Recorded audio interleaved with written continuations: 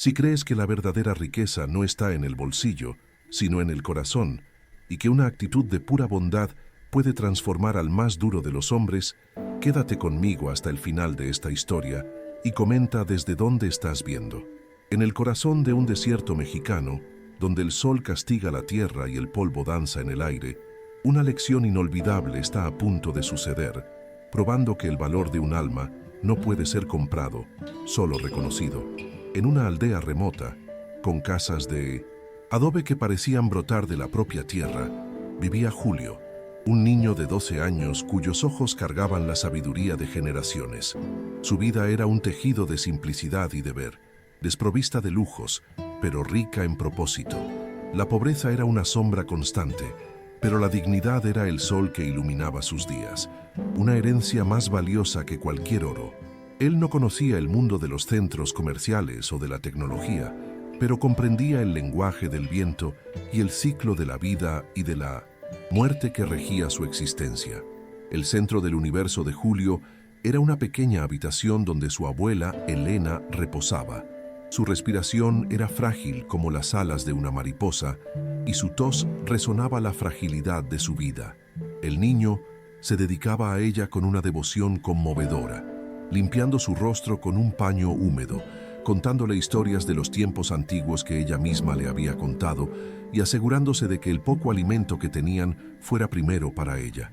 Su amor era la única medicina que podía ofrecer y lo hacía sin dudar, viendo en su cuidado su más noble misión en el mundo. La única fortuna que Julio poseía no podía ser guardada en una caja fuerte.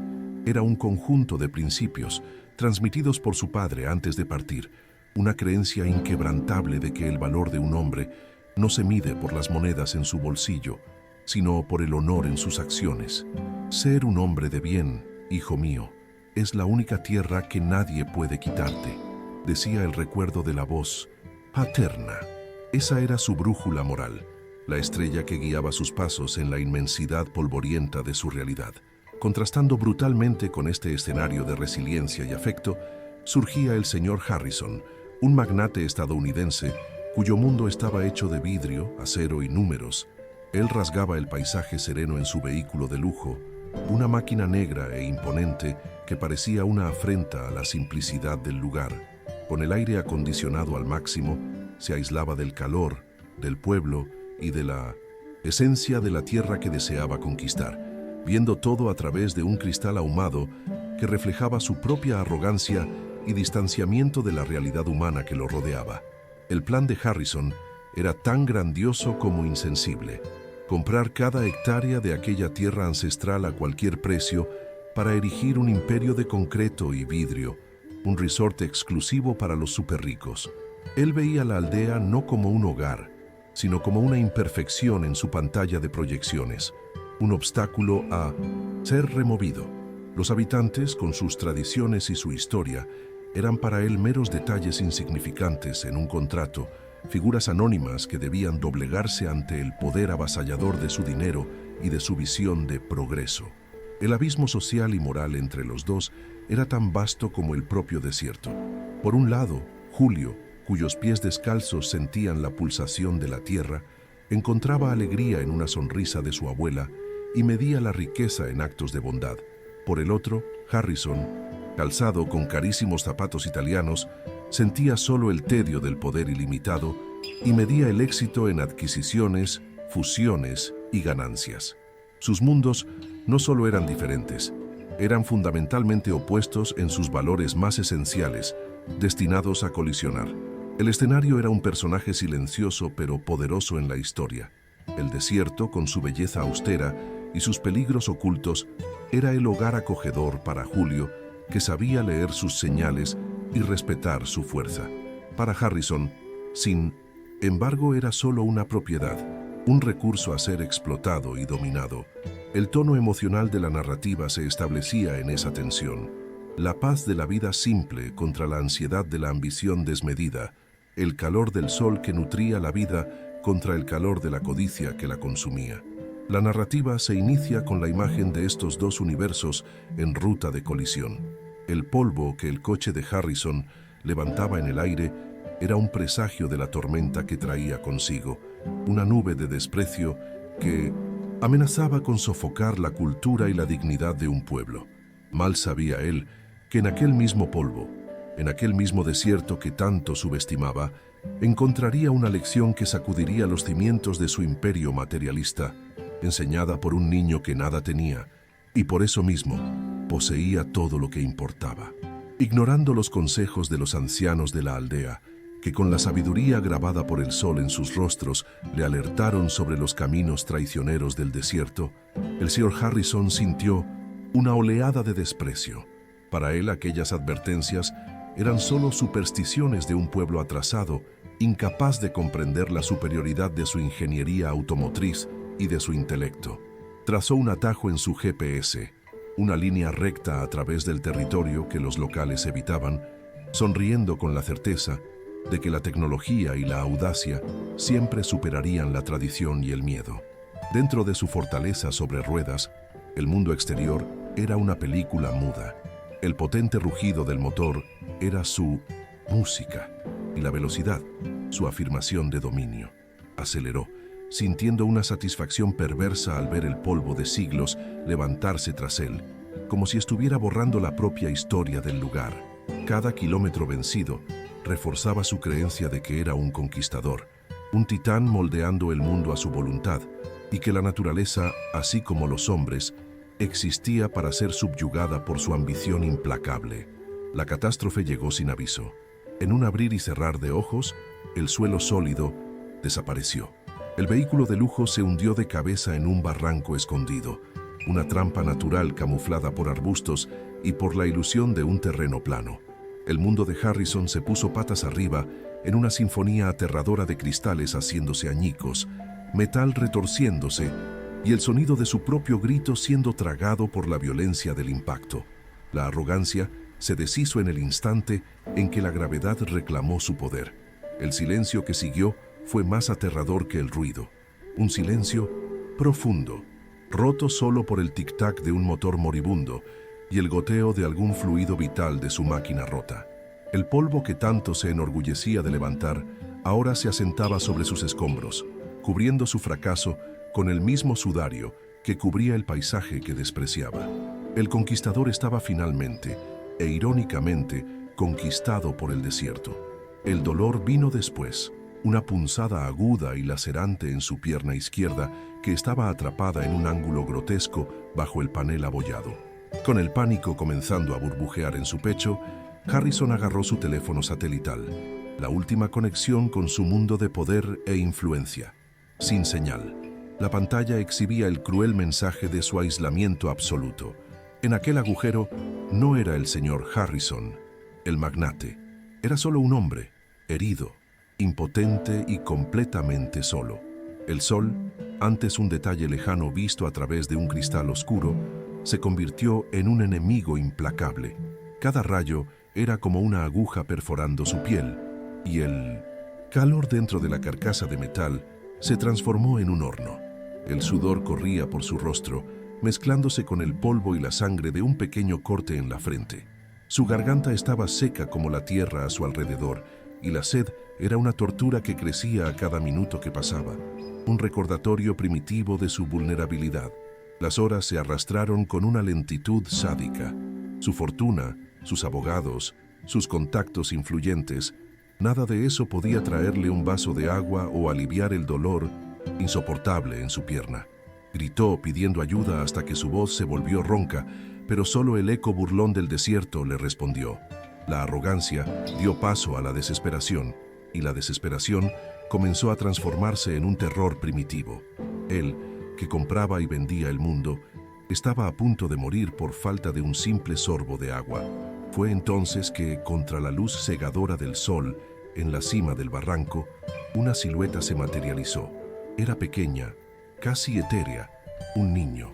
Era Julio, que caminaba por allí para revisar las modestas trampas que montaba para conseguir algo de alimento para él y su abuela.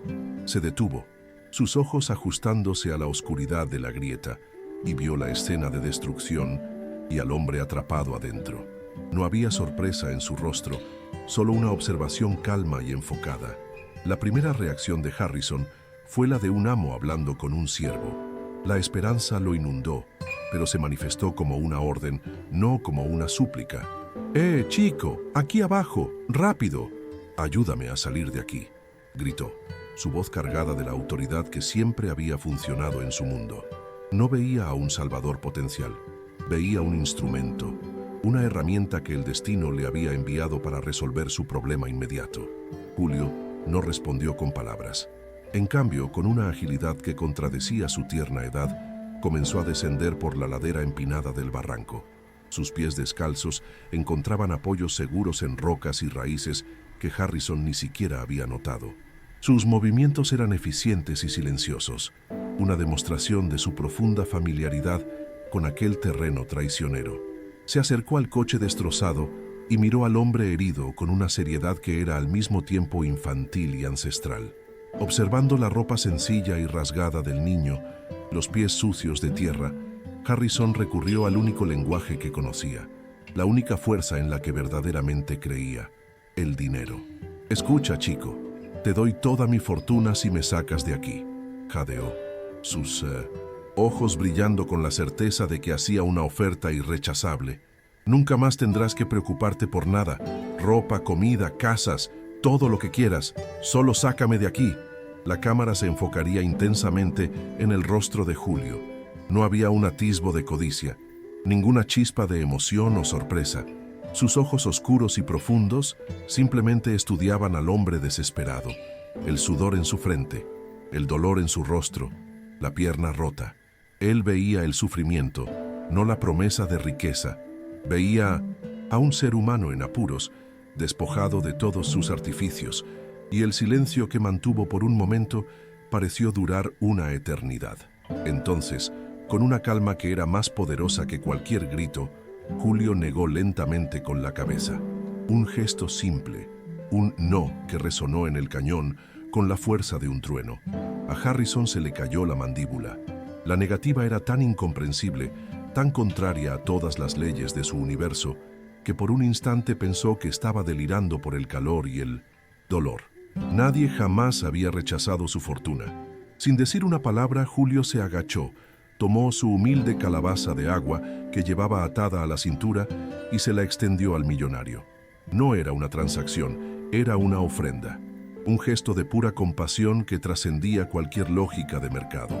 El agua en ese momento era más valiosa que todos los bancos de Harrison, y el niño la ofrecía libremente, sin pedir nada a cambio. Solo entonces, Julio habló, y su voz, aunque suave, cortó el aire tenso como una cuchilla. «Voy a ayudarlo, señor», dijo en un español claro y firme, «pero no por su dinero. Es mi deber como hombre ayudar a otro hombre en necesidad. Mi padre me enseñó así». Las palabras, pronunciadas con una simplicidad desarmante, golpearon a Harrison con la fuerza de una revelación, exponiendo la bancarrota moral de toda su vida. Harrison se quedó mudo, la calabaza de agua en sus manos temblorosas. El mundo como él lo conocía, un lugar movido por la codicia, el interés propio y el intercambio de favores, simplemente se desintegró. Aquel niño, que no tenía nada, operaba bajo un código de honor que él, el hombre que lo tenía todo, ni siquiera podía comprender. Era como intentar leer un idioma antiguo y sagrado, cuyos símbolos veía pero cuyo significado se le escapaba por completo. La vergüenza lo golpeó como una ola física, caliente y abrumadora. Por primera vez en su vida adulta, se sintió pequeño, no por estar atrapado en un agujero, sino por estar frente a una nobleza de espíritu que empequeñecía todos sus logros. La negativa del niño no había sido un insulto, había sido un espejo, y el reflejo que Harrison vio de sí mismo era el de un hombre pobre, un mendigo de valores. El rescate comenzó, y fue una lección de humildad en movimiento. Julio, con una ingenuidad nacida de la necesidad, usó su machete para cortar el cinturón de seguridad del coche y algunos trozos de plástico de la puerta para improvisar una férula para la pierna rota de Harrison. Trabajó con una concentración y habilidad que el magnate solo veía en sus cirujanos más caros. Para salir del barranco, Harrison tuvo que apoyarse completamente en el niño. El hombre grande y poderoso, ahora debilitado y cojo, Dependía de la fuerza sorprendente de aquel niño delgado. Cada paso era una agonía y una humillación, una inversión completa del orden natural de su mundo. El fuerte necesitaba al débil, el rico necesitaba al pobre, y el amo era guiado por el siervo. Julio no solo guiaba, enseñaba. Señalaba una planta y decía su nombre. Explicaba cómo sus raíces buscaban agua en las profundidades de la tierra. Mostraba las huellas de un coyote y hablaba sobre el equilibrio de la vida en el desierto. Revelaba un mundo complejo, vibrante y lleno de sabiduría donde Harrison antes solo veía un vacío estéril, listo para ser pavimentado. La jornada bajo el sol abrasador era un bautismo de fuego para el millonario. Su camisa de diseñador estaba rota y sucia, su rostro quemado por el sol, su dignidad en harapos. Quería gritar, maldecir, rendirse, pero el silencio resiliente del niño se lo impedía. Julio caminaba con un ritmo constante, una aceptación tranquila del esfuerzo, como si la propia dificultad fuera una parte natural y aceptable de la vida. En un raro momento de descanso, bajo la escasa sombra de una acacia solitaria, Harrison observó a Julio dividir por la mitad su único trozo de pan de maíz y ofrecerle la mayor parte. Aquel simple gesto de generosidad, de compartir lo poco que se tiene, fue más impactante que cualquier contrato multimillonario que hubiera firmado. Era la economía del alma, un concepto que estaba empezando a vislumbrar. Miraba al niño y ya no veía un obstáculo o un ser inferior. Veía coraje, veía honor, veía una integridad tan sólida como las rocas antiguas a su alrededor. Comenzó a entender que la fuerza de Julio no provenía de los músculos, sino de sus convicciones, de su conexión con algo más grande que él mismo, algo que el dinero no podía tocar. Agotado y febril, Harrison, en un momento de vulnerabilidad, le preguntó a Julio por qué no odiaba aquel lugar, por qué no soñaba con escapar a la gran ciudad, al mundo de oportunidades que hombres como él representaban. La pregunta era, en realidad, un reflejo de su propia incomprensión sobre la felicidad y el contentamiento. La respuesta de Julio fue de una simplicidad poética. No habló de carencia, sino de abundancia. Habló de la alegría de ver sonreír a su abuela, del sabor del agua, fresca del pozo, del silencio sagrado de la noche en el desierto y de las estrellas que parecían tan cercanas que se podían tocar. Describió una riqueza que no podía ser depositada en un banco, una paz que no podía ser comprada. La perspectiva de Harrison comenzó a cambiar de forma sísmica. El resort que planeaba, con sus campos de golf y piscinas infinitas, de repente pareció grotesco, una profanación. Estaba intentando reemplazar aquella riqueza auténtica por una imitación barata y artificial. Él, que se veía como un creador de paraísos, se dio cuenta de que en realidad era un destructor de mundos. Cuando finalmente avistaron la aldea en el horizonte, las pequeñas casas de adobe ya no parecían chozas miserables. Contra el cielo del atardecer, parecían un puerto seguro, un santuario de calor humano y comunidad. Para Harrison, que había pasado la vida construyendo fortalezas de soledad, la visión de aquella aldea era la promesa de algo que nunca había tenido: un hogar. Los aldeanos, al ver a la improbable pareja acercarse, no corrieron a burlarse del hombre que los amenazaba, sino a ayudar. Sin una palabra, dos hombres más fuertes sostuvieron a Harrison, tratándolo con el mismo cuidado que tendrían con uno de los suyos. Su compasión era instintiva, una respuesta humana fundamental que no hacía distinción entre amigo y enemigo. Fue llevado dentro de la casa de Julio, el lugar más humilde que jamás había pisado. El suelo era de tierra apisonada, los muebles eran viejos y escasos, pero el aire era fresco y había una sensación de paz allí dentro. Fue acostado en una estera suave en el suelo y la abuela de Julio, desde su lecho, hizo la señal de la cruz en su dirección, un gesto de bendición. Los ojos de Harrison, nublados por el dolor, el agotamiento y una avalancha de emociones nuevas y confusas, vagaron por la pequeña habitación. Estaba en un estado de shock, no solo físico, sino existencial. Y fue entonces cuando su mirada se posó en un marco de madera, gastado, colgado torcido en una pared de barro. Dentro de él, una fotografía antigua y descolorida. Pero lo que aquel millonario vio en el rostro del hombre en esa foto cambiaría para siempre todo lo que creía sobre sí mismo, sobre el destino y sobre el precio de sus acciones. Tumbado en la estera, con el cuerpo dolorido pero la mente extrañamente clara, los ojos del señor Harrison permanecieron fijos en la fotografía. Había algo terriblemente familiar en el rostro del hombre retratado. Era un hombre joven, con bigote, con una amplia sonrisa y ojos que transmitían una bondad genuina. Llevaba un casco de construcción, un detalle que clavó una punta de inquietud en el cerebro febril de Harrison. La imagen, descolorida por el tiempo y el sol, parecía llamarlo exigiendo ser reconocida.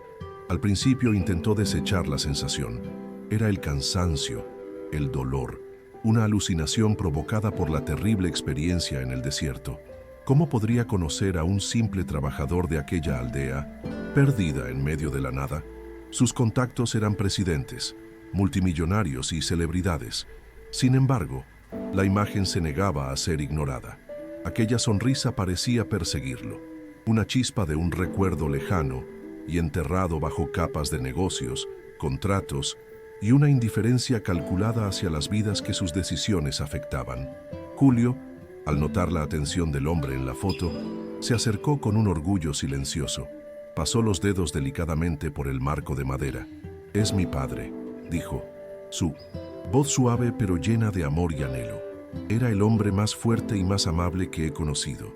Un día se fue a trabajar muy lejos, a una ciudad grande, en una de esas construcciones que tocan el cielo. Prometió que volvería para construirle una casa de ladrillos a la abuela. Con certeza. Aquí está a traducción completa para o español. Las palabras «construcción que toca el cielo» fueron la llave que abrió una puerta cerrada en la mente de Harrison. Un recuerdo específico emergió de la niebla. El proyecto del edificio Apex, uno de sus emprendimientos más ambiciosos, hacía casi 10 años. Hubo un accidente, recordaba vagamente. Un andamio que cedió. Una pequeña tragedia, rápidamente sofocada por su equipo legal. Fue una cuestión de números, de acuerdos financieros para evitar demandas. Un pequeño contratiempo en el camino del progreso. Recordó un informe en su escritorio, con una lista de nombres. Víctimas. Apenas lo había mirado. Eran solo nombres, abstracciones, problemas a ser resueltos. Nunca habían sido rostros, historias o familias. Eran estadísticas de un riesgo calculado, el costo humano inevitable de construir imperios. Firmó los cheques de indemnización sin pensar, delegando la limpieza de la situación, y pasó a la siguiente reunión, el siguiente negocio, la siguiente conquista. Una pregunta terrible comenzó a formarse en su garganta seca. Necesitaba saber, aunque una parte de él gritaba para que permaneciera en la ignorancia. Con una voz temblorosa que apenas reconoció como suya, miró al niño cuyo rostro era una copia más joven del hombre en la foto y preguntó: ¿Cuál era el nombre de tu padre, Julio? El destino del universo parecía depender de la respuesta de aquel niño. Julio sonrió, una sonrisa triste pero llena de honor. Su nombre era Héctor Ramírez. El nombre golpeó a Harrison con la fuerza de un impacto físico, más violento que la caída en el barranco. El aire fue expulsado de sus pulmones. Héctor Ramírez. No era solo un nombre en un informe. Era el nombre en la cima de la lista de fatalidades. El nombre que su abogado mencionó brevemente antes de decir: «Está todo resuelto, señor Harrison». La verdad cayó sobre él con un peso aplastante. Una avalancha de culpa que lo sepultó todo. El niño que lo salvó, que le ofreció agua cuando merecía morir de sed, que le enseñó una lección de dignidad y honor, era hijo del hombre que había muerto en su construcción. Una vida que se extinguió por culpa de un andamio mal inspeccionado, de una prisa por recortar gastos, de su propia y colosal negligencia. Su mirada alternaba frenéticamente entre la fotografía y el rostro vivo de Julio. Eran los mismos ojos, la misma alma noble brillando a través de ellos. La herencia de honor de la que el niño hablaba con tanto orgullo no era una filosofía abstracta, era el legado directo de Héctor Ramírez, un hombre que dio su vida construyendo el imperio de Harrison, mientras su hijo aprendía a sobrevivir en el desierto, honrando su memoria con cada acto de bondad. Un sonido gutural, un sollozo que rasgó su garganta, escapó de Harrison. No era un llanto de alivio o gratitud, era el sonido de un alma rompiéndose, el sonido del arrepentimiento en su forma más pura y devastadora. La presa de arrogancia y control que había construido a lo largo de 50 años se rompió y un torrente de dolor y vergüenza lo inundó, ahogándolo en una agonía que jamás había imaginado que fuera posible sentir. Las lágrimas corrían libremente por su rostro, dejando surcos limpios en la suciedad de su dura prueba. No lloraba por su pierna rota o por su coche destruido, lloraba por Héctor Ramírez, el hombre cuyo rostro nunca había visto, pero cuya muerte ahora sentía como si fuera su propia culpa. Lloraba por el hijo huérfano que le había salvado la vida, y por la monstruosa ironía del destino que lo había llevado a ser salvado precisamente por su mayor víctima. Confundido y asustado por la explosión de dolor del hombre, Julio dudó por un momento, y luego, movido por un impulso de pura compasión, puso su pequeña mano en el hombro de Harrison. El toque era ligero, pero pareció anclar al millonario en su tormenta de culpa. En ese momento, en la humilde casa de adobe, la mayor lección fue concluida. El niño, hijo de la víctima, consolaba al verdugo, enseñándole la última y más difícil lección de todas, la de la redención a través del arrepentimiento. La recuperación de Harrison fue lenta, pero la curación de su pierna fue la parte más fácil de su viaje. Permaneció en la aldea durante semanas, rechazando los intentos de evacuación de su equipo. Durante esos días, se convirtió en un oyente. Sentado junto a la abuela de Julio, Elena, escuchaba historias sobre Héctor, su hijo. Ella hablaba de sus sueños, de su risa, de su deseo de dar una vida mejor a su familia, no con lujo, sino con seguridad y dignidad. Harrison absorbía cada palabra como un penitente, y la imagen del hombre que nunca conoció se volvía cada vez más real y dolorosa. El punto de inflexión definitivo llegó con la llegada de un helicóptero que aterrizó en una nube de polvo, trayendo a sus asistentes de traje y con maletines llenos de contratos. Vinieron a rescatar a su jefe y a finalizar la adquisición de las tierras. Encontraron a un hombre diferente. Con una calma que nunca habían visto, Harrison, aún con la pierna enyesada, los miró a los ojos y dio la orden que sacudiría su imperio. Cancelen el proyecto del resort. Liquiden todos los activos. La venta está cerrada. Nuestro trabajo aquí ha cambiado. Ante los rostros impactados de su equipo y las miradas curiosas de los aldeanos, Harrison reveló su nuevo plan. No construiría un monumento a su propia vanidad. En su lugar, usaría los mismos fondos y mucho más para honrar al hombre que su ambición había matado. Construiría un hospital de última generación, asegurando que nadie más en la región sufriera por falta de atención médica. Y junto a él, una escuela, un lugar de aprendizaje y oportunidad para los niños de la aldea. Luego se volvió hacia Julio, el niño que era el centro de su transformación. Arrodillándose con dificultad sobre su pierna sana, no ofreció dinero, coches o una vida de lujo vacía. Ofreció algo infinitamente más precioso. Le pidió permiso a Julio y a su abuela para convertirse en el tutor legal del niño, para garantizar su educación y su futuro, no como un sustituto del padre que perdió, sino como un hombre que dedicaría el resto de su vida a honrar la memoria de aquel padre. La verdadera riqueza que Harrison finalmente entendió no estaba en dar, sino en pertenecer. No quería llevar a Julio a su mundo, quería ser parte del mundo de Julio. El niño, con una sabiduría que continuaba sorprendiendo al magnate, aceptó, no con la emoción de un niño que recibe un regalo, sino con la seriedad de un joven líder que veía la oportunidad de un futuro mejor para todo su pueblo. La aldea no celebró a un benefactor rico, celebró la justicia, poética y la redención de un alma. Meses después, el paisaje de la aldea vibraba con una nueva energía. La construcción estaba en marcha, pero no era una invasión.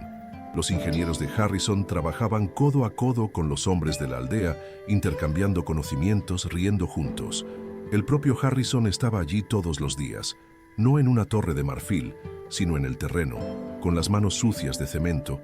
Su rostro ya no era una máscara de poder, sino un mapa de humildad y propósito recién descubierto. El hospital ya tenía sus cimientos y en una placa de mármol en la entrada se leía Clínica Memorial Héctor Ramírez. La relación entre el hombre y el niño floreció, convirtiéndose en el verdadero pilar de aquella nueva realidad. Se les veía frecuentemente caminando juntos al atardecer. Harrison ya no hablaba de acciones y mercados, sino que escuchaba a Julio hablar sobre las estrellas y las tradiciones de su pueblo. En un acto de justicia reparadora, el hombre que le quitó el padre a Julio se convirtió en una figura paterna, aprendiendo del hijo la lección más importante de su vida, el valor inestimable de una sola vida humana. La historia de Julio y Harrison se convirtió en una leyenda en la región, una prueba de que la mayor fortuna no es lo que se acumula, sino lo que se repara. El magnate llegó al desierto como un conquistador, buscando tomar posesión de la tierra, pero se fue habiendo encontrado algo mucho más valioso, la posesión de su propia alma. Aprendió de Maatision.